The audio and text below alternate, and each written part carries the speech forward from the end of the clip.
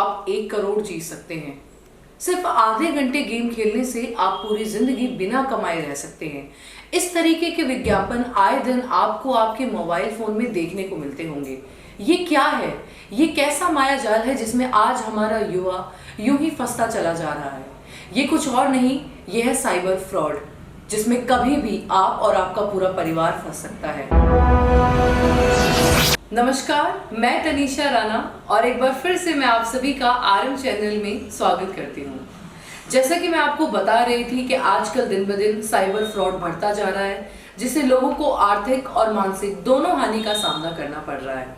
और हम आज अपने पैनल पर लेकर आए हैं एक ऐसे एक्सपर्ट को जो आज हमारे साथ प्रकाश डालेंगे साइबर फ्रॉड पर कि ये क्या है, इसकी क्या क्या हानियां हैं और इससे कैसे बचा जा सकता है। तो आइए आपको मिलवाते हैं मिस्टर PR हुड्डा जी से, जो कि वर्तमान में साइबर इंस्पेक्टर, साइबर एक्सपर्ट में हैं और वर्तमान में अभी ये साइबर क्राइम पर PhD कर रहे हैं।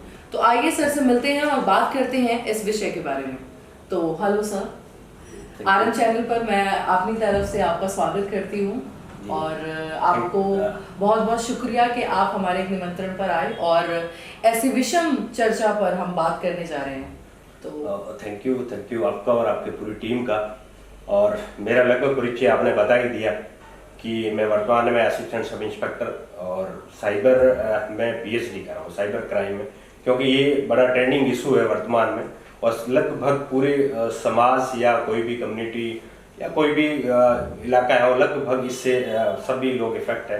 तो मैंने ये सोचा कि हमारी इस जानकारी के माध्यम से आम आदमी तक साइबर क्राइम क्या होता है, इससे हमें कैसे बचना है, इसकी जानकारी मैं जो भी मैंने रिसर्च के दौरान सीखा है वो आपके सामने बताऊंगा। तो जैसा कि मैं आपको बता रही थी कि आजकल दिन ब दिन साइबर फ्रॉड बढ़ता ही जा रहा है, तो आज हमारे साथ हमारे पैनल पर हैं मिस्टर PR हुड्डा जी, जो हमारे साथ बातचीत करेंगे इस विषय पर और हमारे ऑडियंस को बताने में आसानी होगी कि क्या है साइबर फ्रॉड और किस तरीके से बचा जा सकता है इस साइबर फ्रॉड से। तो सर, आपका आरएम चैनल की तरफ से मैं हार्दिक स्वागत करती हूँ। थैंक यू आपका और आपकी पूरी टीम का। और जैसा मुझे भी बड़ा इंटरेस्टिंग लगा कि भाई साइबर क्राइम मेरा एक टॉपिक है और मैं इसमें काफ़ी टाइम से काम कर रहा हूँ, और मैंने इसके दौरान ये देखा है कि लगभग 90% से अबव जो साइबर फ्रॉड हो रहे हैं वो लोगों को जानकारी के अभाव में हो रहे हैं। मतलब जितने भी साइबर क्रिमिनल से जितने लोग आगे बढ़ रहे हैं और जो अटेम्प्ट कर रहे हैं, उसमें मैक्सिमम में ये देखा गया है कि जो लोगों के अवेयरनेस की कमी के कारण साइबर क्राइम बढ़ रहा है। तो आपका भी बहुत बहुत धन्यवाद, आपकी पूरी टीम का, कि आपने एक स्टेप लिया कि हम अपने चैनल के माध्यम से लोगों को जागरूकता बढ़ाएंगे। और मेरा भी ये रहेगा कि मैंने जो रिसर्च के दौरान जो चीज़ें सीखी और मैं आपके चैनल के माध्यम से अधिकतम लोगों तक पहुँचाऊँ कि साइबर क्राइम क्यों बढ़ रहे हैं। क्योंकि लगातार देखेंगे कि अभी फ़िलहाल कुछ ही दिन में एक डाटा आया कि 5 महीने में 14,000 करोड़ रुपए साइबर फ्रॉड में लूटे गए। और वर्तमान में ये चीज़ें जब डेली बढ़ती भी जा रही है कि एक दिन छोड़ के एक दिन हम देखें तो डेली बहुत ज़्यादा साइबर क्राइम है अपने चरम पे पहुंच रहा है, और पूरे सोसाइटी, पूरे हर जनरेशन के लोग इफेक्ट है, चाहे बच्चे हैं, चाहे महिलाएं हैं, चाहे पुरुष हैं, चाहे बुरे बुजुर्ग लोग हैं जो ज़्यादा उम्र दराज में, उन सबको इनका प्रभाव देखने को मिल रहा है।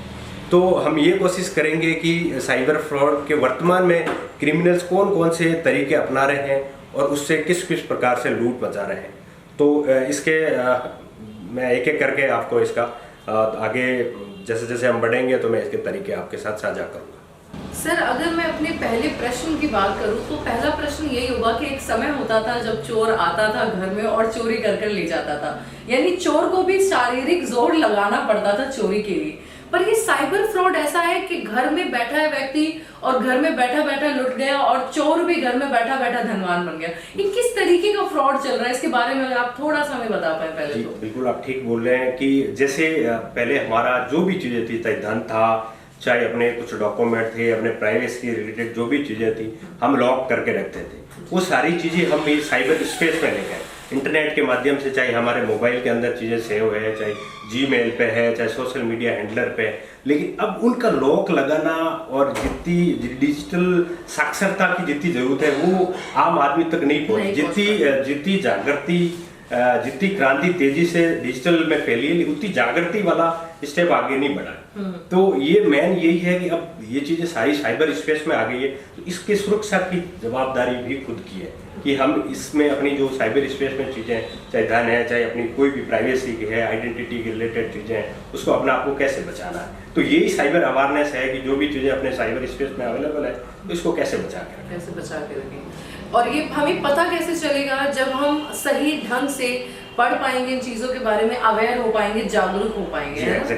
तो पहला प्रश्न ही मेरा यही रहेगा कि क्या कभी आपके साथ आप शिकार हो पाए हैं साइबर क्राइम का, साइबर फ्रॉड का? बिल्कुल ठीक बोल रहे हैं आप कि दिन प्रतिदिन ये एक दिन नहीं तो हर दूसरे तीसरे दिन एक अटेम्प्ट तो मेरे साथ भी जरूर होता है कि कुछ कॉल आते हैं या फिर इस टाइप के लिंक आते हैं, कुछ और टाइप की चीजें आती है, वो इस टाइप की चीजें करना चाहते हैं। लेकिन मैं आपके साथ एक इंटरेस्टिंग किस्सा शेयर करना चाहता हूँ, जो जिसपे मैं खुद व्यक्तिगत रूप से शिकार हुआ, और ये मैं जानते हुआ कि मुझे पता था कि किसी को पैसे निकालने के लिए OTP शेयर नहीं करना है, किसी को कार्ड नंबर नहीं बताने, CVV नंबर नहीं बताने, ये चीजें खूब सारी पड़ी। क्योंकि मैं डिपार्टमेंट में जो डिपार्टमेंट में जो काम करता हूँ, वो मेरी वर्किंग प्रोफाइल है, वो भी इस प्रकार की है कि मैं वहाँ पे जो डिजिटल नेटवर्क है वो मैं हैंडल करने का मेरा काम रहता है। तो मैं हमेशा ये देखता हूँ कि उसमें जो फिशिंग वाले और इस टाइप के अटेम्प्ट तो हमारे सामने रहते ही हैं, और मैं इसके दौरान कुछ साइबर सिक्योरिटी के रिलेटेड मुझे डिपार्टमेंट के कोर्स पे करवाई, तो ये मुझे अंदाजा था। तो इसी के दौरान मेरे एक मित्र ने मुझे कॉल किया कि यार मुझे परिवार के साथ वैष्णो देवी जाना है, मुझे हेक्टर बुकिंग करना है, तो यार मेरा हेक्टर बुकिंग कर दिया जाए। मैं ठीक है भाई, बिल्कुल तूने कहा तो मेरा मित्र है, वो कर देंगे अब। लेकिन उसके दौरान मैंने जो एक आदत पड़ी हुई, अब हम हर चीज चाहिए, कपड़ा देखना हो, नहाने का तरीका देखना हो, सोने का, पीने का, सब इंटरनेट पे इतना ट्रस्ट करने लगे। वो सेम मैंने किया कि मैं इंटरनेट पे सर्च किया कि मुझे हेक्टर बुकिंग करना है यहाँ पे, और तो जैसे ही मैंने वो चीज़ सर्च की तो फर्स्ट में जो मुझे साइट मिली, मैंने उस पर वो प्रोसेस शुरू कर दी कि मुझे हेक्टर बुकिंग करना है। तो बुकिंग के दौरान मैंने बिल्कुल proper process as it is जो ओरिजिनल साइट है वैसा ही मुझे दिखाई दिया, और मैंने पूरी डिटेल्स उनकी 4 परिवार के लोगों की थी, हेक्टर बुकिंग वाले ने डिटेल्स फिल करी और आगे करता गया। जैसे ही मैंने फाइनल 8,000 समथिंग उसमें कुछ पेमेंट था, वो भी मैंने उस पर पेमेंट कर दिया, और जैसे ही सबमिट किया, और सबमिट के दौरान विद इन सेकेंडों में मेरे पास एक कॉल आया कि आप हेक्टर बुकिंग की ट्राई कर रहे हैं क्या? मैंने कहा ट्राई किया, मैं तो बुकिंग ही कर दिया।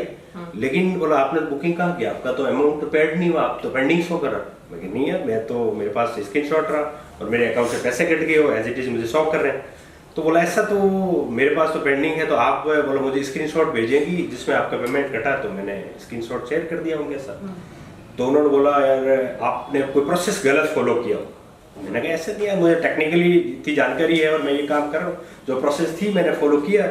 लेकिन फिर भी उन्होंने नहीं माना, और वो मेरे को कहे कि मैं आपको लिंक शेयर कर रहा हूँ और आप हमारे जूम मीटिंग में जुड़िए और हम चेक करते हैं कि आपने प्रॉपर प्रोसेस कौन सी फॉलो की।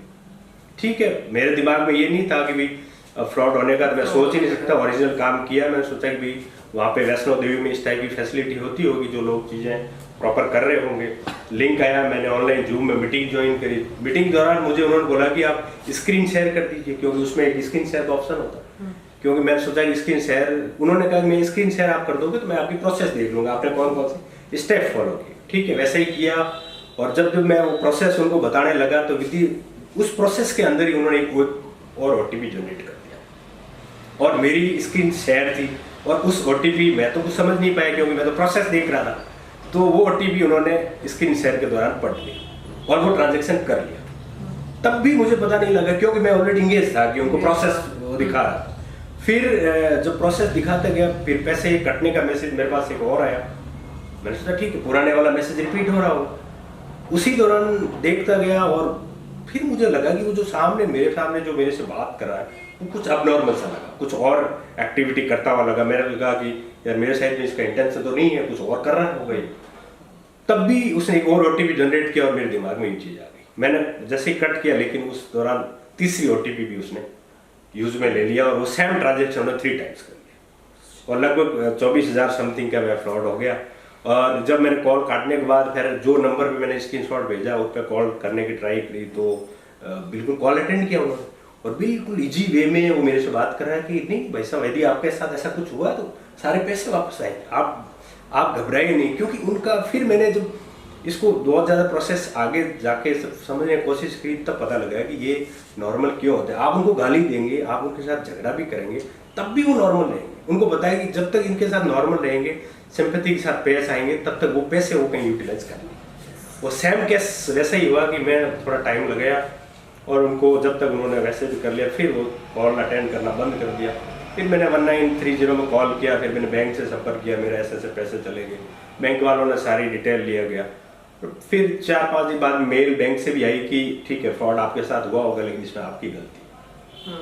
तो आम आदमी के साथ प्रॉब्लम ये हो रही है कि मैं इसको ये कह रहा हूँ कि अभी जैसे सब ने ये जानकारी शेयर कर दी कि आप किसी के साथ OTP शेयर नहीं करें, CVV नंबर नहीं बताएं और भी, लेकिन आप ये पक्का ध्यान रखें कि आप जब ऑनलाइन काम कर रहे हैं तो कॉन्शियसनेस पक्का होना चाहिए कि आपके पास एक ही तरीका नहीं है कि आप किसी को बोल के OTP बताएंगे। मैं आपको आगे बताऊंगा कि, या फिर ये अपना और किसी एपिसोड में बताऊंगा कि किस टाइप से OTP चुराने के तरीके रहते हैं। कॉल मर्जिंग से भी उठाते हैं, कुछ ऐप्स आपके फ़ोन में इंस्टॉल कर देते हैं जिसके थ्रू भी वो उठा लेते हैं। हज़ारों तरीके हैं जिससे वो OTP आपसे ले लेते हैं, फ्रॉड कर लेते हैं। तो यदि आपके साथ इस टाइप से कभी फ्रॉड हो भी जाता है, तुरंत कंप्लेन करने वाला जो चैनल है उस पर आप तुरंत जाइए, 1930 कॉल करिए। आपका जिस बैंक में अकाउंट है उसको अप्रोच करिए, जिस बैंक में आपने पैसे डाले हैं उसको फ्रीज करवाइए अकाउंट, और फिर पुलिस से संपर्क कीजिए या cybercrime.gov.in है, इस पर भी कॉल करिए। जी, तो सर ने जैसे बताया कि किस तरीके से वो साइबर फ्रॉड का हिस्सा बने, बट बाद में उन्होंने भी खुद भी अवेयर हुए और उन्होंने अपने साथ वालों को भी अवेयर किया। इसी के साथ आगे बढ़ते हुए एक नया साइबर अपराध एक सामने आया जिसका नाम है डिजिटल अरेस्ट। इसका नाम काफी चल रहा है आजकल, हम अगर देखें इंस्टाग्राम पे भी हैशटैग डिजिटल अरेस्ट डिजिटल। तो ये क्या चीज़ है और ये किस तरीके से मतलब इसके अंदर हानि की जाती है जो भी लोग होते हैं, और किस तरीके से उन्हें बेवकूफ़ बनाया जाता है, अगर मैं अपने आसान शब्दों में कहूँ तो? मतलब रियल में आप ठीक बता रहे हैं कि डिजिटल अरेस्ट फिलहाल जो साइबर फ्रॉड में सबसे ट्रेंडिंग में डिजिटल अरेस्ट चल, क्योंकि इसमें सबसे चीज़ के दूसरे में ठीक है, किसी में 10,000 लूटे, 50,000 लाख, लेकिन इसमें मैंने ये भी देखा कि इसमें 1-1 करोड़ नहीं 10-10 करोड़ रुपए भी इस फ्रॉड के माध्यम से लूटे गए। आपने गंगानगर में देखा होगा पीछे मैं 3-4 दिन पहले कि 1 करोड़ 5 लाख रुपए एक फैमिली ने दे दिए थे। मतलब डिजिटल अरेस्ट ऐसे नाम आपको जैसे टेक्निकली लग रहा है, लेकिन ये जैसे आपको डिजिटल अरेस्ट का मतलब अब अरेस्ट होने के लिए आपको किसी पुलिस स्टेशन में जाने की जरूरत नहीं, ये आपको डिजिटली अरेस्ट कर लेते हैं। इसकी मैं एक प्रोसेस आपको बताऊं तो प्रोसेस में ये करते हैं कि लगभग इसमें अभी आजकल क्या होता है कि IVR बेस्ड कॉल आते हैं जो ऑलरेडी रिकॉर्डेड कॉल होता है, तो जनरली हम एक पे ट्रस्ट कर लेते हैं। वो आपको बोलेंगे कि आपके पास आपका कोई पार्सल है, इसके लिए आप 9 दबाइए। ठीक है, 9 दबाने के साथ ही आपका एक आदमी के साथ कॉल कनेक्ट हो जाएगा और वो बोलेंगे आपके नाम से एक पार्सल आया और ये पार्सल आपने भेजा है। आप बोलोगे नहीं यार मेरे तो कोई पार्सल भेजा नहीं। बोलो क्या बात कर रहे हैं, आपका नाम ये है क्या, आपका आधार नंबर ये, आपका मोबाइल नंबर ये। सब नाम तो मेरा ही है क्योंकि आधार नंबर मेरा है, मोबाइल नंबर मेरा, सब कुछ ठीक। बोलो आप गलत काम करते हैं, आपने पार्सल के अंदर में ड्रग्स भेजा है, फर्जी पासपोर्ट भेजे हैं और इसके द्वारा मुंबई के क्राइम ब्रांच में आपके खिलाफ 2 FIR दर्ज हो चुकी है और आप और ऊपर से झूठ बोल रहे हैं, तो आपको तो इतनी बड़ी सजा होगी, आप जेल से भी नहीं, क्योंकि पुलिस और जेल के नाम में आदमी वैसे ही डर जाता है, तो उसको वो पहले से ही जो नॉर्मल कंडीशन में सोच रहा होगा तो वो भी अब नॉर्मल हो जाता है। फिर वो कहते हैं कि ठीक है आप मेरे साथ लाइन पे बने रहिए, मैं मुंबई की क्राइम ब्रांच को कॉल ट्रांसफर कर रहा हूँ जहाँ पे आपको वो बात करें। कॉल ट्रांसफर करेंगे तुरंत, बिल्कुल वो इंस्पेक्टर साहब वाली भारी आवाज़ के साथ आपसे बात करेंगे कि यार आप एक देश के एक जवाबदार नागरिक है। वो उनके पास डिटेल होती है छोटी मोटी, वो क्या है वो इसमें मैं आपको बताऊंगा कि किस लोगों को ये ज़्यादा ट्रैक करता है, मतलब कैसे ये आप तक पहुँचते हैं। वही भारी आवाज़ में बोलेंगे यार आप देश के जिम्मेवार नागरिक, आप इतने बड़े अधिकारी रिटायर हैं और आप देखोगे आप ड्रग्स भेज रहे हो पार्सल के थ्रू। बोला सर मैंने तो नहीं भेजा है, ये वो नहीं, क्या बोल रहे हो आपने भेजा है ना? बोला हाँ जी भेजा। तो मैं आपको यदि बचना है इस चीज़ इससे बाहर आना है तो मैं आपको एक तरीका बताता हूँ, और नहीं तो आपको मैं पुलिस भेज देता हूँ, 2 मिनट में आप घर पे अरेस्ट हो जाइए। और वहाँ पे अरेस्ट नहीं होना चाहते तो एक दूसरा तरीका डिजिटल अरेस्ट। तो बोलेंगे सर ये डिजिटल अरेस्ट क्या होता है, अमूमन आदमी को नहीं पता। बोले इसके लिए आपको क्या पुलिस स्टेशन नहीं आना होता है, आपको घर पे भी आपको अरेस्ट कर लिया जाएगा और कैमरे के माध्यम से। तो आदमी की एक सामाजिक सम्मान होता है, एक सोशल डिग्निटी होती है। वो सोचता है कि यार मैं वहाँ पे जाऊँगा तो मेरी बेइज्जती होगी, पुलिस वाले ले जाएंगे तो मेरे साथ ये दिक्कत रहेगी।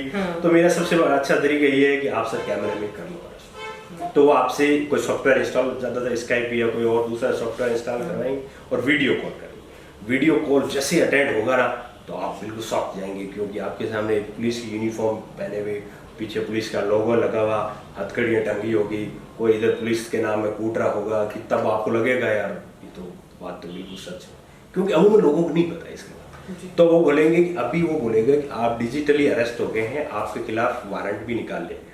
अब कई बार ऐसे बोलते हैं कि ये सुप्रीम कोर्ट ने आपके वारंट और फर्जी वारंट आपको भेज भी देते हैं।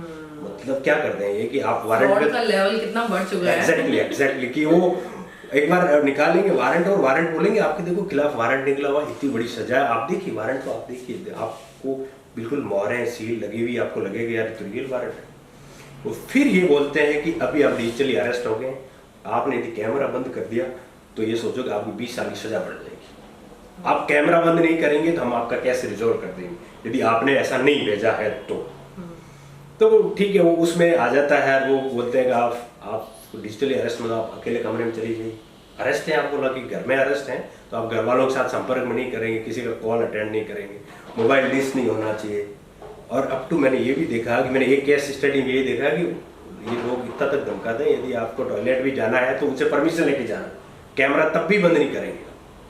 और उसके बाद वो आपको बोलेंगे ठीक है आप बताइए कितने आपके पास अकाउंट है, तो आप आराम से बता देंगे ये अकाउंट है, बोले इसमें कितना कितना अकाउंट में, आप इस अकाउंट में कितने पैसे, फिर आप पैसे भी बता देंगे। फिर आपको बोलेंगे हम आपको एक गवर्नमेंट का एक अकाउंट नंबर देते हैं और उस अकाउंट में आपको ये पैसे ट्रांसफ़र करने, और ये पैसे जब तक गवर्नमेंट अकाउंट में रहेंगे तब तक आपकी इंक्वायरी चलेगी। जैसे आपकी इंक्वायरी खत्म होगी तो आपको पैसे वापस डाल देंगे। वो क्या करते हैं, जैसे एक पुलिस ऑफिसर हटा तो दूसरे में कई बार ये कहते हैं कि आपने तो ड्रग्स भी भेजा, इसमें नारकोटिक्स वाले भी इन्वॉल्व है, तो दूसरे एक ऑफिस से कॉल आपका कनेक्ट करा देते जिसमें नारकोटिक्स का लोगो लगा होगा पीछे, आपको लगेगा यार ये तो बिल्कुल ठीक है। हो सके जितने भी सीबीआई का भी कॉल आ जाए, इसके द्वारा आपको एकदम दिमागी रूप से उस पर कब्जा कर लेंगे, आपको निकलने ही नहीं देंगे उस चीज से, बिल्कुल बाहर, बिल्कुल आप उसी दलदल में रहेंगे। मतलब कि कई लोग की जैसे पुराने जो लोग रिटायर हुए हैं उनको ऑनलाइन ट्रांजेक्शन का इतना अंदाजा नहीं है, तो वो कई केसों में ऐसा देखा है कि वो लोग घर से निकल के बैंक भी जाते हैं, आरटीजीएस करते हैं, और 1 करोड़ 5 लाख वाला आदमी आप सोचिए कि कितना बड़ा अमाउंट उसने इजी से कभी ट्रांसफर नहीं किया, लेकिन वो बैंक गए और बैंक जाके उन्होंने पूरे पैसे निकाल कर दे दिए और फिर आपका कोई कॉल अटेंड नहीं करता, तब तक आपको पता लगता है, तब तक वो सारा कुछ कर देते हैं। इसमें क्या करते हैं कि अब इस केस में क्या होता है, आपने जल्दी आपने भी पुलिस को रिपोर्ट करी है या अकाउंट फ्रीज करवाने की कोशिश करी, लेकिन इसमें क्या करते हैं कई दिन आप इतना बड़ा लॉस होता है वो छुपा के रखें कि यार मैं अभी परिवार में बताऊंगा तो परिवार वाले क्या सोचेंगे कि यार इतना बड़ा कितना मतलब मूर्ख आदमी है कि इतना बड़ा तुमने पैसे का नुकसान कर दिया।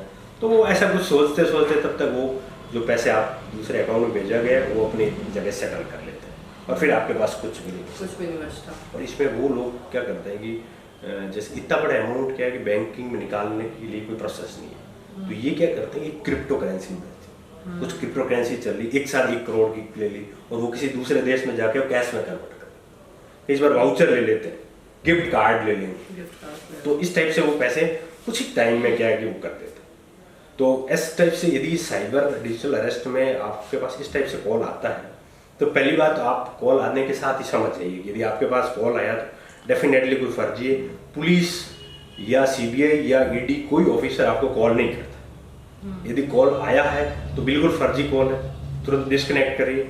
और गलती से आप पे दिमागी रूप से आप इतना नहीं सोच पाए आप फ्रॉड हो गए या डिजिटली अरेस्ट आप कई बार देखा कि 2, 5, 6 दिन अरेस्ट रह लेते, तो इस टाइप से भी कभी नहीं करना। जैसे आप ठीक है एक दिन में आप कॉल काटी उसका कॉल अटेंड नहीं करें, तुरंत पुलिस स्टेशन में संपर्क करें या फिर आपका 1930 जो कॉल है या cybercrime.gov.in है उस पर जाइए और इस टाइप के जो क्रिमिनल है उनसे अपना पीछा छुड़ा सकते हैं। मैं RM चैनल के दर्शकों को ये भी बताना चाहता हूँ कि हमने भी एक अवेयरनेस के रिलेटेड एक कोशिश की है, जिसमें फर्स्ट वीक में हमारी एक साइबर अपराध के रिलेटेड बुक आ रही है, जिसमें मेरे IG sir Shri ML Garg और DIG सर और हम सब ने मिलके कि आज तक जो साइबर क्रिमिनल कौन कौन से फ्रॉड का इस्तेमाल कर रहे हैं, कौन कौन सी जो उनके तरीके हैं उन सबको एक साथ करके और फिर आपको कैसे पुलिस में शिकायत करनी है, इस सारी चीज़ों को एक बुक के साथ में हम दिसंबर फर्स्ट वीक में एक बुक लॉन्च कर रहे हैं जो जयपुर के सिखवाल पब्लिकेशन से होगी और उसमें लेखक मेरा PR हुड्डा के नाम से होगा। तो आप तक जल्दी हम पहुंचा देंगे ताकि और ज़्यादा आप पे अवेयरनेस फैले और आप इस प्रकार के फ्रॉड से बच सकें। इंस्टाग्राम, फेसबुक, व्हाट्सएप जितना ज़्यादा एंटरटेनिंग है और जितना ज़्यादा आपकी ज़िंदगी को आसान कर रहा है, ये उतना ज़्यादा ही आपकी ज़िंदगी में साइबर फ्रॉड को भी बढ़ा रहा है और इससे बचना बहुत ज़रूरी है क्योंकि इसके अंदर अगर आप एक बार फंस गए तो ये एक ऐसा दलदल है जिससे निकलना बहुत मुश्किल हो जाएगा। और आजकल सोशल मीडिया से भी बहुत सारे फ्रॉड हो रहे हैं। तो सर मेरा अगला सवाल यही रहेगा कि सोशल मीडिया से किस तरीके के कौन कौन से फ्रॉड जो ये फ्रॉड करने वाले हैं बेवकूफ़ बना रहे हैं लोगों को, किस तरीके के फ्रॉड हैं? ये बिल्कुल ठीक कह रहे हो आप कि ये सोशल मीडिया की वजह ये है कि भी ये सोशल मीडिया की पहुंच है जो आम आदमी तक पहुंच गई। किसी भी चीज़ को तक पहुंचने के लिए क्या है कि आसान रास्ता है वो सोशल मीडिया। और जितना सोशल मीडिया में आप देखेंगे कि फेसबुक हो चाहे इंस्टाग्राम हो चाहे व्हाट्सएप हो, जितने लोग उसका उपयोग कर रहे हैं उसकी सिक्योरिटी के रिलेटेड उसको कोई जानकारी नहीं कि उसकी आसानी से उसके घर तक उसके प्रत्येक चीज़ तक यदि पहुंचना है तो बहुत ही आसान है। चाहे फिशिंग के लिंक शेयर करने हो, चाहे उसकी कुछ आइडेंटिटी चुरानी हो या फिर उसको वीडियो कॉल के थ्रू उससे जुड़ना हो, सभी सारी चीज़ें हैं वो सोशल मीडिया पे पॉसिबल है। जैसे एक लेटेस्ट आपने देखा होगा कि फेसबुक के माध्यम से एक सेक्सटॉर्शन का एक चलता है कि लोग क्या करते हैं कि एक ट्रैक करते हैं। इसमें क्या होता है कि आपको पीछे की कहानी बताऊँ कि इसमें लोग कैसे इससे जुड़ते हैं कि वो चेक करते हैं। इसमें क्या होता है, सोशल मीडिया पे एक लॉग होता है और वो चीज़ आपको प्रॉपर देखते हैं इस आदमी के एटीट्यूड क्या है, ये किस टाइप से चीज़ें देखना शौकीन है। तो देखते हैं कि बार बार लड़कियों के या इस टाइप से फीमेल्स पे कमेंट कर रहा है या उनसे अट्रैक्ट होने की कोशिश कर रहा है। तो ये क्या करते हैं, एक फर्जी प्रोफाइल बनाएंगे और उसके थ्रू आपको फ्रेंड रिक्वेस्ट भेजते हैं। फ्रेंड रिक्वेस्ट जैसे ही आप एक्सेप्ट करेंगे आपके साथ चैटिंग करना शुरू कर देते हैं। ठीक है, चैटिंग जैसे जैसे करते रहेंगे कुछ एक दिन के बाद में फिर आपको उस पर दिमागी रूप से आप पे कब्जा कर लेंगे। कुछ ऐसी फ़ोटोएँ आपसे शेयर करवा लेंगे और फोटोओं के साथ में कई बार तो वीडियो कॉल भी करवाते हैं। वीडियो कॉल के साथ में कुछ वो असली चीज़ें हैं वो आपकी शेयर करवा लेंगे और उसकी क्लिप बना लेते हैं। क्लिप के साथ में फिर आपको वो शेयर करते हैं कि आप हमें इतना पैसे दीजिए, अदरवाइज आपका हम सोशल मीडिया पर भेज देंगे या कहीं और किसी पब्लिक डोमेन में वायरल कर देंगे। तो एक आदमी है जिसमें किसी की उम्र 50 साल है, 60 साल है या कोई रेपुटेटेड पोस्ट पे है, वो सोचता है यार मेरा साथ इस टाइप से कोई घटना होगी तो डेफिनेटली उसका सामाजिक सम्मान को ठेस पहुंचेगा। तो वो पक्का इस चीज़ पे कर लेता है कि यार आप जैसे जैसे शुरू में वो छोटा अमाउंट रखते हैं या 20,000 रुपये भेज दिया, हम वीडियो डिलीट कर देते हैं। अक्सर वो ऐसा करते नहीं। एक बार आपने 20,000 भेज दिया, 4-5 दिन वो चुप बैठेंगे, फिर 5 दिन बाद में फिर बोलेंगे इस बार 50,000 भेजिए। फिर आप बोलेंगे यार 20,000 वैसे ही चले गए, फिर भी यदि बाहर आ जाएगा, वायरल हो जाएगा तो इससे अच्छा है कि 50,000 और भेज। फिर भी वो डिलीट नहीं करेंगे, बार बार आपको एक्सप्लॉइट करेंगे। आपको फिर जैसे सप्ताह 15 दिन में होंगे फिर बड़ी बड़ी अमाउंट। तो जिस प्रकार का जो आदमी होता है उसके हिसाब से ये पैसे की डिमांड कर देखता। कोई बहुत बड़ी डिग्निटी फंस गई है, किसी को लगा कि बहुत बड़े ओहदे पे ये लोग हैं और इसके लिए 5 लाख कोई मायने रखते, इसका सम्मान 5 लाख से ऊपर है, तो डेफिनेटली उसको ये घेरने की कोशिश करते हैं। तो इसमें होता क्या है कि आज तक किसी का यदि ये सेक्सटॉर्शन के द्वारा जो वीडियो या क्लिप थे ना, कहीं पर भी बाहर नहीं आते, किसी की बाहर नहीं, वो जस्ट धमकी देते हैं। यदि आप कई बार ऐसा फंस जाते हैं, मतलब कोई आदमी चाहे उम्र दराज है या कोई भी है, कोई महिला है या कोई बच्चे हैं, इस टाइप से फंस जाते हैं तो तुरंत आप डरिए नहीं, उसका स्क्रीनशॉट लीजिए और जो नाम से प्रोफाइल से आ रही है आप cybercrime.gov.in पर भी कंप्लेन कर सकते हैं। 1930 में करें या नज़दीक में आपका साइबर थाना, वहाँ पे जाके करिए। पैसे का लेन देन किसी के साथ नहीं करना। यदि एक बार कर भी दिया है आपने पैसे का लेन देन तो घबराए नहीं। एक बार के बाद में करने के बाद में भी पुलिस को कंप्लेन करें कि मेरे द्वारा ऐसा पैसे का ट्रांसफर हो गया, तब भी हो। इसमें सोशल मीडिया से एक आपको बताऊँ, एक साइबर बुलिंग, जैसे हम कॉलेज में पढ़ते तो बुलिंग होते थे। एग्जैक्टली वो बुलिंग के द्वारा हमारे साथ में क्या है कि वहाँ कॉलेज के द्वारा, लेकिन अब इन्होंने मीडिया चेंज कर लिया। किसी को धमकाना हो, किसी को डराना हो, किसी को धमकी देनी है, किसी को टॉर्चर करना, किसी का पीछा करना, सोशल मीडिया का उपयोग करेंगे। फर्जी प्रोफाइल बना लेंगे, इंस्टाग्राम से हो या किसी और के माध्यम से, वो पक्का उसका पीछे करते हैं। और मैंने ऐसे भी केस देखे कि इसके बुलिंग के दौरान बच्चे सुसाइड भी कर लेते हैं कि बच्चे ये मानसिक तनाव बढ़ जाता है, वो ये कि घर पे ये चीज़ बता नहीं पाता है और बार बार वो इनको टॉर्चर करते हैं। और फिर बच्चे सोचते हैं यार, अब कई बार जैसे ये वही गलत उसका क्लिप या ये फोटो मॉर्फिंग वाला भी होता है कि आपका किसी ने चेहरा उठा लिया और बदन किसी का और लगा के, इस टाइप से भी बच्चों का करते हैं। और कई बार मैंने देखा कि अच्छे अच्छे लोग सुसाइड कर जाते हैं। और इसमें सबसे बड़ा कारण क्या होता है कि गार्जियन को, बच्चों के लिए तो गार्जियन को बच्चों को इस टाइप की शिक्षा जरूर देनी चाहिए। यदि आप इस टाइप से फंस भी जाते हैं तो अवश्य गार्जियन के साथ शेयर करना चाहिए। और गार्जियन की ये जवाबदारी है कि भी बच्चों को सोशल मीडिया से वैसे भी दूर रखें, ठीक है। कुछ टाइम यदि वो उसको दे भी रहे तो प्रॉपर सोशल मीडिया वाली है, बच्चे यदि उनको यूज़ करने के बाद उनकी देखेंगे बच्चे इस पर क्या देख रहे हैं और सिक्योरिटी क्या है कि आप फेसबुक है तो प्रॉपर सिक्योर करके रखें, व्हाट्सएप है तब भी ऐसा रखें। अब मैं आपको बताऊँ कि व्हाट्सएप में और फेसबुक में लोग जो अनसिक्योर कैसे हैं, जैसे फेसबुक ने 2 फैक्टर ऑथेंटिकेशन रखा है कि आपका कोई फेसबुक दूसरा खोल नहीं सके या फिर आपके नाम से कोई किसी ने बना के आपके फोटो नहीं चुरा ले। लेकिन अब 2 फैक्टर ऑथेंटिकेशन लगभग लोगों को तो पता ही नहीं है।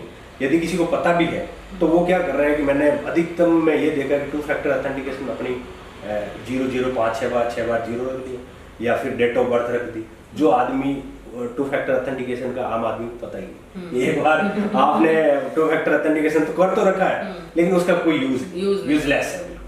तो जो भी रखा है तो प्रॉपर उसका प्रोटेक्शन रखिए। और आप कहीं पर साइबर कैफे में बैठे हैं या कहीं और जगह है तो सोशल मीडिया का आपने लॉगिन किया है तो प्रॉपर उसको लॉग आउट करिए। जितने भी प्रकार के आपके सोशल मीडिया हैंडलर है उसको 2 फैक्टर ऑथेंटिकेशन रखिए। और जो भी चीज़ें आपको लगे कि ये ठीक साइबर फ्रॉड पे जा रही है तो तुरंत उसको कंप्लेन करिए और इसकी जानकारी अपने परिवार को भी बतानी चाहिए। तो अभी तो हम कर रहे थे सोशल मीडिया फ्रॉड के बारे में, पर हमारी नागरिकता का पहचान हमारा आधार कार्ड है। क्या आधार कार्ड से भी फ्रॉड होता है? ये काफी ज्यादा वो क्वेश्चन है जो हर आम जन के दिल में आता होगा, क्योंकि हम कहीं भी जाते हैं, चाहे हम सिलेंडर लेने जा रहे हैं, आजकल बैंक से पैसे निकलवाने भी जाएं तो सबसे पहले आपको अपना आधार कार्ड दिखाना होगा। तो ये क्या आधार कार्ड से भी फ्रॉड हो सकता है? हमारे आधार कार्ड के नंबर को देखकर लेकर या कुछ इस तरीके से? नहीं, बिल्कुल ठीक कह रहे हैं आप कि उस जितने भी ज़्यादा फ्रॉड हो रहे हैं ना उसमें आधार कार्ड का बहुत बड़ा कि उसमें आधार कार्ड एक ऐसी आइडेंटिटी है उसमें सब कुछ आपका उसमें छुपा हुआ है। और जितना हमने आइडेंटिटी के रूप में आधार कार्ड को यूज़ कर रहे हैं, चाहे आपके होटल्स में रुकने हैं या कहीं आपको सिम कार्ड लेनी है, आपको कहीं पर भी छोटा सा काम है, आधार कार्ड सब्सिडी या आधार कार्ड का यूज़ हो रहा है। तो उस आधार कार्ड को हम हर कहीं दे के आते हैं और आधार कार्ड में आपका नाम है, आपकी डेट ऑफ बर्थ है, आधार नंबर है। अब जिसको आधार कार्ड से आपको फ्रॉड करना है तो उसको सिर्फ एक आधा चैनल ही ब्रेक करना। जैसे उसने OTP चुरा लिया, OTP के साथ में यदि आपका साथ में फिंगरप्रिंट को क्लोन करने वाली चल रहा है कि इसके लिए क्या कि आपका आधार नंबर उसको मिल गया, नाम मिल गया, डेट ऑफ बर्थ मिल गया और आपका फिंगर क्लोन कर लेंगे। फिंगर क्लोनिंग की बहुत मशीनें आ रही है या और भी कोई तरीके हैं। आप अभी देखेंगे दिल्ली में अब इस टाइप के टूल्स बिक रहे हैं कि फिंगर को कैसे क्लोनिंग किया। आप भीड़ में खड़े हैं, आपका किसी ने थंब रखा, उंगली रखी, आप क्लोन कर लिए। और यदि आपका सोचिए एक EIPS सिस्टम जो बैंकों में चल रहा है, आधार अनेबल पे सिस्टम होता है कि आप आधार कार्ड वाली EIPS स्कीम चालू है तो आपका अंगूठा रख के वो पैसे निकालते हैं।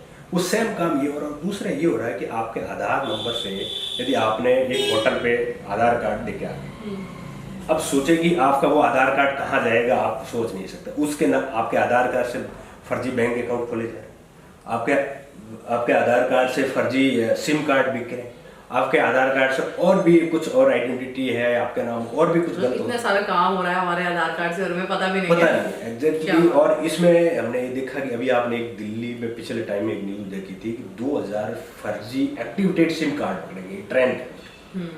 मतलब वो नॉर्थ ईस्ट से ट्रेन में 2000 सिम कार्ड भर के आ रहे थे। वो साइबर क्रिमिनल्स के लिए आ रहे। ये बहुत बड़ा सिस्टम होता है कि इसमें आपने पीछे कुछ घटनाएं देखी होगी कि झारखंड और जहाँ पे आदिवासी इलाका है उड़ीसा और इनमें कि कुछ लोग कैंप लगाते और ये कहते हैं कि आपको अभी प्रधानमंत्री के नाम से कुछ सब्सिडी स्कीम है, आपको 1000 रुपये मिलेंगे, आपको वहाँ पे आना है कैंप में और अपना अंगूठा रखना है और अपना आधार नंबर देना है और आपको 1000 रुपये मिलेंगे। अब वो लोग ये नहीं समझ पा रहे हैं कि आपको एक बार 1000 तो दे रहे हैं, लेकिन वो आधार कार्ड के साथ में आपके नाम से 3 सिम कार्ड एक्टिवेट कर रहे हैं, आपके नाम में करंट अकाउंट करंट अकाउंट भी ओपन कर रहा है और आपके नाम से और भी कुछ किया ये तो जा बात होगी हमारी जमीन पे कोई और ही बिल्कुल। महल बना के रह रहा है ये आराम सोचो से। कि अब आम आदमी को जानकारी कि भी हाँ, आप होटल्स जरूर पे था। आप होटल्स पे गए, दूसरी आइडेंटिटी दे सकते हैं। हम्म। भाई आपने पैन कार्ड दिया है या पर मैंने ये खुद मैं यहाँ पर अपना एक पर्सनल नोट डालना चाहूंगी क्योंकि मैं एक ट्रैवलर हूँ, मैं घूमने जाते हूँ तो हम कहीं भी धर्मशाला या होटल में जाएं जो कई बार क्या रहता है कि मैं अपना आधार कार्ड भूल जाती हूँ तो मेरे साथ मेरे वोटर आईडी पैन कार्ड पर वो कुछ नहीं देते, कहते नहीं आधार कार्ड ही दो।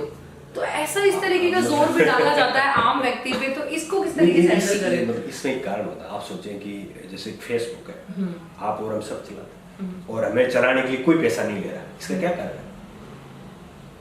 और उसकी ट्रिलियन में इकोनॉमी, मतलब एक फेसबुक की ट्रिलियन में इकोनॉमी है, फिर भी उसके इतने 7.5 मिलियन के आसपास उसके फॉलोवर है, वो कोई भी पैसा नहीं दे रहा, फिर इसकी इकोनॉमी कैसे? डाटा की।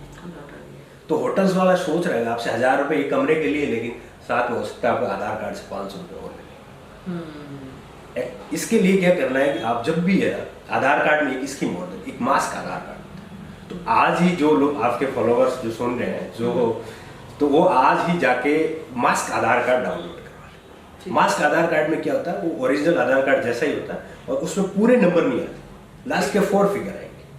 ठीक है। तो वो आधार कार्ड आप डाउनलोड करवा ले, कहीं पर भी आप जाते हैं आपको कह रहे हैं आपको आधार कार्ड ही देना, तो आप मास्क वाला दे दीजिए और बिल्कुल ऑथेंटिक है। तो ये मास्क वाला आधार कार्ड हमें इसी तरह से कहीं से दे सकते हो। और यदि अगले वाला कोई प्रॉपर जिसको यूज करना तो उसमें QR कोड दिया हुआ था, उससे वो ट्रैक कर सकते। लेकिन आपको ओरिजिनल आधार कार्ड वहाँ पे नहीं देना। और यदि आपकी जैसे बाय डिफॉल्ट कुछ बैंकों में मैंने ये देखा कि जो AIPS सिस्टम होती है, AIPS जो आधार एनेबल पेस स्कीम है, वो एक्टिवेटेड रखे। तो आप यदि आधार से पेमेंट नहीं निकालते हैं तो आप बैंक में जाइए और ये स्कीम बंद करवा दीजिए। और तीसरा एक कारण है कि आप आधार में लेटेस्ट आपके mobile number, email ID update करके रखें कि बाई चांस आपका आधार कार्ड के मिस यूज हो रहा है तो आपके पास OTP तो आएगा या फिर आपके जो भी एक्टिविटी हो रही है वो आपके मेल में या उस पर तो आएगी, तो वो भी करें। और एक आधार के अंदर में यदि बायोमेट्रिक है वो डिसेबल करवा, मतलब ताकि आपका यदि किसी ने फिंगर क्लोन भी कर रखा है तो वो आपका यूज नहीं कर पाएगा। तो आप वहाँ पे जाइए और आप वो कहीं पर आप खुद भी कर सकते हैं। मोबाइल नंबर यदि आपका लिंक है तो आप OTP के थ्रू बायोमेट्रिक को डिसेबल कर दीजिए। ये 3-4 इसकी सिक्योरिटी रीजन है, अवश्य आपको करके रखना चाहिए, अदरवाइज आपके नाम में कितना बड़ा फ्रॉड हो जाएगा। साइबर फ्रॉड में अधिकतम अकाउंट है वो एनोनिमस होते हैं, जिसके भी अकाउंट में पैसे जाते हैं, यदि हम उस पर रिसर्च करते हैं या उस पर इंक्वायरी के दौरान उसके पास पहुंचते हैं, उस आदमी को पता ही नहीं होता कि मेरे नाम से कोई अकाउंट भी है। उसके नाम में इतनी सिम्स आती है, वो आपके आधार कार्ड से सिम एक्टिवेट कर। तो आप अपने जो आइडेंटिटी है आधार कार्ड, इसको सेफ रखने के लिए 3-4 स्टेप पक्के फॉलो करने चाहिए जी। तो ये तो रही आधार कार्ड से फ्रॉड की बात। और आजकल ये शादी वाली जो ऐप है, यानी जो ये मैट्रिमोनीज ऐप है, यहाँ पे लॉटरी वाला सिस्टम भी है और शादी को लेकर भी झूठे विज्ञापन देकर और युवती और युवकों को फंसाया जाता है, उससे भी फ्रॉड हो रहा है। तो ये किस टाइप का फ्रॉड है आजकल? नहीं देखो, इसमें मतलब हम एक सामाजिक कारण भी मान सकते हैं कि जैसे मतलब लिंग अनुपात कम हुआ तो शादी नहीं होने वाली ये काम हर जगह, हर समाज में ये प्रॉब्लम आ रही है कि उसकी शादी नहीं हो रही। तो उसके लिए क्या है कि अब मैट्रिमोनियल साइट्स है, जीवन साथी है और भी कोई है, उस टाइप से साइटें चल रही, तो उसमें क्या करते हैं अमूल लोग जिनकी शादी नहीं हुई वो उस पर अकाउंट बनाते हैं। अकाउंट बनाने के साथ उनको भी पता है कि ये जो लोग जो जेंट्स इस पर बना रहे हैं डेफिनेटली वो एक बीमारी से ग्रसित है, उनकी शादी नहीं हो रही, तो उनकी चाहे भावुकता का फायदा उठाए या और भी कोई तरीका है जिसके थ्रू एक लड़कियों के नाम से वो भी जीवन साथी में अपनी आईडी बना लेंगे, और वो लड़कियां वो जीवन साथी नहीं बनती है, वो एक साइबर क्रिमिनल्स होती हैं। और वैसे ही मुझे आपको बताऊं एक लेटेस्ट किस्सा कि मुझे कल यहीं गंगानगर में एक परिवार मिला कि जिसमें उनके बेटा 2 बार इस चीज का शिकार हो गया। तो उनकी शादी नहीं हो रही थी, 40 के आसपास एज थी, तो उन्होंने इस टाइप की साइट्स पर रजिस्ट्रेशन किया, तो उनके पास एक लड़की का मैसेज आया कि जयपुर के अंदर में ये कोई सैनिक ग्रुप है, वो 101 जोड़ों की शादी करवा रहे हैं और मैं भी उसमें चाह रही हूँ, और यदि आप मेरे से शादी करना चाहते हैं तो आप इसमें रजिस्ट्रेशन करवा लीजिए। तो वो बोले कि यार मेरे पास तो आया प्रॉपर रजिस्ट्रेशन वाला था और उसमें मैंने रजिस्ट्रेशन करवा लिया। तो जिस लड़की से उनका शादी होना था उनके साथ उनकी बातचीत होती रही। उस लड़की ने कहा कि मेरे पिताजी नहीं है और मुझे शादी करनी है, लेकिन मेरे कुछ परिवार पे कर्जा है, तो मैं ये चाह रही हूँ कि मेरे शादी से पहले मैं मेरी माँ को मना लूँ आपके साथ शादी करने की, तो मुझे कर्जा वाला मेरे सामने चले, आप मेरा ये कर्जा उतार देंगे तो ये मैं आपके साथ हाँ कर लूँगी। तो वैसा ही एक बार वो उन्होंने कहा कि शुरू में उन्होंने 50,000 मांगे, ठीक है 50,000 उन्होंने भेज दिया, लेकिन कुछ ही टाइम बाद में उसने और डिमांड करेगी। वो तो कर्जा तो लगभग हो गया, लेकिन अब माँ कह रही है मुझे शादी में आपको आपके लिए गोल्ड की चैन करवानी है, कुछ अंगूठी करवानी है, कुछ आपके लिए कपड़े करवाने हैं, तो 2 से 3 लाख रुपए और चाहिए। तो ठीक है, उन्होंने बोला यार पीछे 2-3 महीने से अपना ठीक समझ चल रहा है, इतनी ये तो अपनी वाइफ बननी ही बनी। हाँ, तो उन्होंने 3 लाख रुपए और अपने पास ही आने वाले। एक्सपेक्टली वैसे ही हुआ, और वो 3 लाख रुपए उन्होंने भेजा। और जैसे 3 लाख भेजने के बाद सब खत्म। जब उन्होंने कंप्लेन करी तो कुछ नहीं, और इस टाइप से क्या हुआ, तो वो 2 महीने तक तो कंप्लेन भी नहीं कर पाए कि अब ये चीज़ किसको बताया कि मैं ये जीवनसाथी.com पे मेरा ऐसा फ्रॉड हुआ है। तो ठीक है, आप ये जीवनसाथी पे मैं ये नहीं कह रहा हूँ कि भी सारी चीज़ ऐसी फ्रॉड हो रही है या और भी जितनी भी शादी वाली साइड में, लेकिन आपको इस टाइप की साइट पे जाने की से पहले ये चीज़ माइंड में पक्का रखना कि आप ऐसे साइबर स्पेस पे एंट्री कर रहे हैं जहाँ पर फ्रॉड होने के पूरे चांसेस हैं। तो ठीक है, आप जिस पे करिए, तो पहले किसी के साथ लेन देन क्यों करेंगे, शादी करिए, या उसके बाद जो तरीका है आपको किसी का कर्जा उतार के हो सके आप शादी करें नहीं करें, तो इस टाइप से विश्वास कहीं नहीं करें। तो ये मैट्रिमोनियल्स या डेटिंग्स ऐप के नाम, इसका मैं आपको एक और किस्सा बताता हूँ कि आप मुझे खुद को भी यकीन नहीं हुआ कि यार इस टाइप का फ्रॉड आ गया क्या। पूरा डेटिंग ऐप्स में क्या हो रहा है कि ये रेस्टोरेंट था। अब रेस्टोरेंट वाले क्या करते हैं, अपने ग्राहक बुलाने के लिए उस एक एजेंसी को हायर करके रखते हैं। उस एजेंसी से ये बोलते हैं कि हमारे आप अधिकतम ग्राहक लाओ रेस्टोरेंट। तो वो एजेंसी वाले क्या करते हैं कि उन्हीं लोगों से संपर्क करते हैं जो ये मैट्रिमोनियल साइट या फिर डेटिंग एप्स के जरिए, तो उनसे लड़की से संपर्क करवाते हैं। तो लड़की कहती ठीक है, हम 2-4 दिन से बातें होती है, फिर बोलते हैं हम उस रेस्टोरेंट में चलते हैं, उस पर ये ड्रिंक मिलती है, ये खाना मिलता है, वो मुझे बहुत ज़्यादा पसंद है। तो उसके थ्रू वो लड़का ठीक है बोला आप आ जाइए शाम को। एक मैंने केस स्टडी देखा, उसमें उस लड़के ने बताया कि मैं तो 5 बजे चला गया हूँ। वो लड़की ने बोला था कि मैं आ रही हूँ, घर से निकल गई हूँ। तो उन्होंने उनके कहने पर जो महंगी ड्रिंक्स थी या फिर महंगे जो खाने वाली चीज़ें थी ऑर्डर कर दी, और फिर फ़ोन किया, बोली पहुँच रही हो। 1 घंटे बाद में कॉल उठाना बंद कर दी। तो होटल में तो बाउंसर रखते हैं, ठोक पीट के उसे 14,000 रुपये का बिल ले लिया। तो फिर जब उसको पकड़ा गया, जब उसने अभी स्टूडेंट था तो उसने उसके पास 14,000 रुपये थे नहीं, तो उसने जैसे तैसे किया, फिर पुलिस का सहारा लिया। तब पुलिस वालों ने इस पर डीप स्टडी करने के बाद में यहाँ तक पहुँचे कि उन्होंने कहा कि हमारा इस एजेंसी के साथ वो है कोलैबोरेशन है, और हमने तो कहा है कि आप जितने ग्राहक लाओगे 30% आपको देंगे, 70 के देंगे। तो आप सोचिए कि इन साइट के द्वारा किस टाइप से फ्रॉड हो रहा है, किस तरीके से आपको खुद नहीं आप समझ पाओगे कि आपका फ्रॉड हो रहा है। तो अब इस टाइप से साइबर स्पेस वाकई आपके हर जीवन के हर पहलू में सुगमता लाया है, लेकिन आप अवेयर नहीं है तो आपको इतना बड़ा नुकसान कर देगा, हो सके इस पीढ़ी नहीं, आगे आने वाली पीढ़ी भी इसकी भरपाई नहीं कर पाएगी। तो साइबर फ्रॉड में पैसे तो जाते ही हैं, पर क्या कभी साइबर फ्रॉड में गए हुए पैसे वापस भी आ सकते हैं शिकायत करने के बाद? या फिर बिल्कुल पैसे वापस आते हैं, लेकिन अब आंकड़ों के हिसाब से रेशियो देखेंगे तो अब गंगानगर का मैं बताऊँ आपको कि हम पीछे कुछ साइबर सेल का वो देखा था 2-4 दिन पहले भी न्यूज में, उसमें कि 26% पैसे रिकवर किए, लेकिन ऑल ओवर में तो शायद 5-10% पैसे ही रिकवर हो पाते। आप पैसे वापस से 2-3 कंडीशन में आ सकते हैं, उसमें भी अवेयरनेस की बहुत ज़्यादा जरूरी है कि आपके पास साथ में यदि साइबर फ्रॉड हो गए, आप तुरंत आपने अकाउंट फ्रीज करवा दिया, आपने बैंक से संपर्क करके या साइबर क्राइम पे रिपोर्ट करके 1930 में cybercrime.gov.in पे जाके जहाँ पे आपके पैसे गए हैं उस अकाउंट को फ्रीज करवा दिया, तो वो जिस क्रिमिनल्स के अकाउंट में पैसे यूज नहीं कर पाएंगे उस पैसे, वो अनफ्रीज करवाने भी नहीं आए क्योंकि उसके नाम में अकाउंट नहीं है। तो ये एक है कि आपके पैसे चले गए तो तुरंत आ सकते हैं। और दूसरा ये है कि आपने सोच लिया कि भी बहुत ज़्यादा टाइम लग गया, और आप धीरे धीरे जैसे जितना टाइम आप लगाएंगे कंप्लेंट करने में तो पैसे आने के चांस वैसे कम, लेकिन इसमें बहुत ज़्यादा जो क्रिमिनल्स हैं बहुत शातिर लोग हैं। और वर्तमान में आपको बताऊं कि जो साइबर हॉटस्पॉट जो बन रहा है अभी फिलहाल एक मेवात नू भरतपुर ये वाले, ये लोग क्या करते हैं कि बॉर्डर इलाके में कॉल करते वक्त हरियाणा से करेंगे, पैसे लेते वक्त यूपी में पहुंच जाएंगे, लेने के बाद भरतपुर राजस्थान में आ जाएंगे। तो इन लोगों को पुलिस के लिए भी बड़ी चैलेंज है उनको ट्रैक आउट करना। अब पुलिस ने यदि ट्रैक आउट कर भी लिया तो उनके नाम में ना तो अकाउंट है ना तो सिम, कानून भी इतना वो नहीं है कि अब तो वो तीसरे दिन उसको बेल हो जाती है, वापस बाहर आ जाता, फिर उसी काम में शामिल हो जाता। तो अब यदि उसमें आपने अपने आप को बचाना है तो खुद की जागरूकता बहुत जरूरी है, तब आप अपने पैसे बचा सकते हैं, अदरवाइज बहुत कम चांस। एक बार चले गए तो 90% चांस है वापस नहीं आएंगे, 10% भी चांस आपकी जागरूकता पे है, जागरूकता पे है। लेकिन अब ताजुब तो इस बात का हो रहा है कि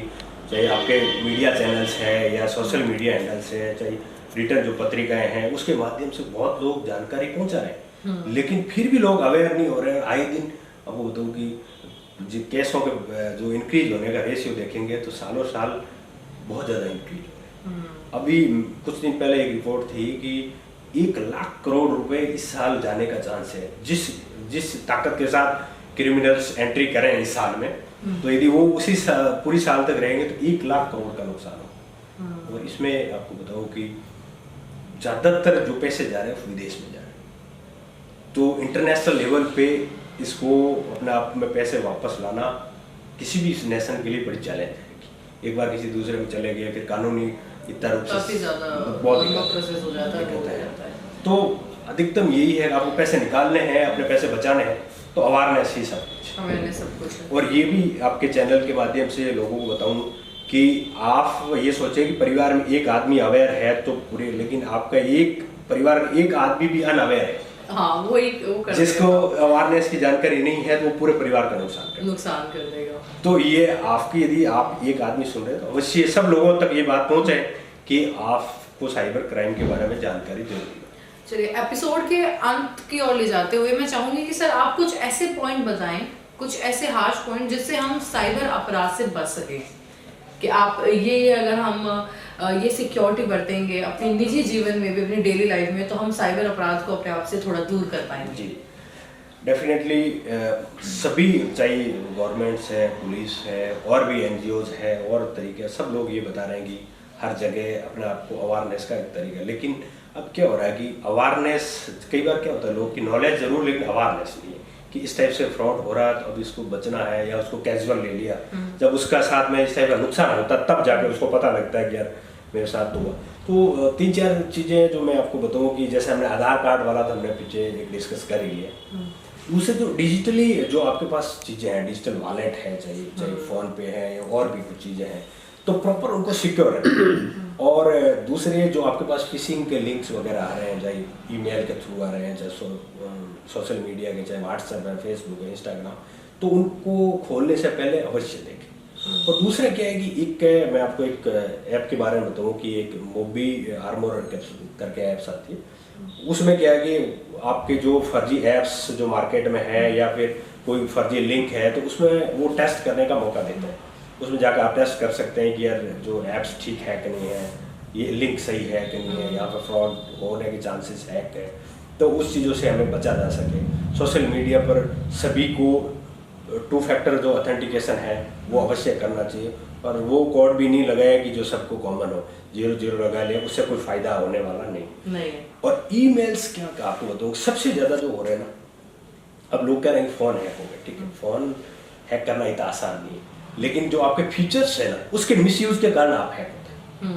तो फीचर्स मैं आपको बताऊँ कि जैसे आपका फ़ोन की सारी डिटेल्स ईमेल के बेस पे है। जैसे एक ईमेल आपने ईमेल पे ही सारा आपका जैसे फोटोज है, आपके और कोई चीज़ें हैं, जैसे सारी मोबाइल की लोकेशन है, आपके ईमेल में ही आपके कॉन्टैक्ट नंबर सेव है, तो सारी चीज़ें ईमेल में। और मैं कई बार देखता हूँ साइबर कैफ़े में लोग जाते हैं और कैफ़े वाले को बोलते हैं मेरा ईमेल है, ये पासवर्ड है मेरा, इससे ये चीज़ निकाल दो। तो इट मीन्स अब आपके ईमेल के पासवर्ड मुझे पता लग गया, और मैं यदि क्रिमिनल हूँ तो मैं आपको फ़ोन फॉर्मेट कर सकता हूँ, मैं आपको फ़ोन की सारी डिटेल्स ले सकता हूँ, मैं मेरी मर्जी से उसमें ऐप्स इंस्टॉल कर सकता हूँ, सारी चीज़ें मैं अपनी मर्जी से आपको फ़ोन को कर सकता हूँ। तो ईमेल को सेफ रखना बहुत जरूरी है।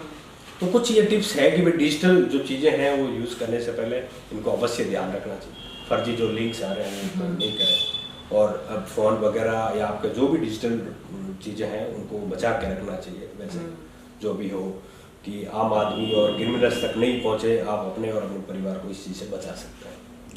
तो साइबर फ्रॉड से बचने के लिए थोड़ी सी जागरूकता आपके और आपके पूरे परिवार को इस बढ़ रहे साइबर फ्रॉड से बचा सकती है। तो आज के एपिसोड में सिर्फ इतना ही। अगले फिर एपिसोड में मुलाकात होगी आपसे किसी और नई शख्सियत के साथ। तब तक के लिए मैं तनीषा राणा आपसे विदा चाहती हूँ। फिर मिलेंगे आरएम चैनल पर।